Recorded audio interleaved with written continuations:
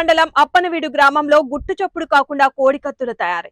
1421 కోడికత్తులు, ఒక motor cycle, సుమారు 3 లక్షలు ఖరీదు చేసే సామాన్లు స్వాధీనం చేసుకున్నారు జిల్లా ఎన్ఫోర్స్మెంట్ బ్యూరో అధికారులు.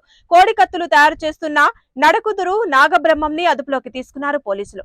మరింత సమాచారం కోసం దర్యాప్తు చేపట్టి వీరిని ప్రోత్సహిస్తున్న వారిపైన కఠిన చర్యలు తప్పవంటున్నారు పోలీసులు.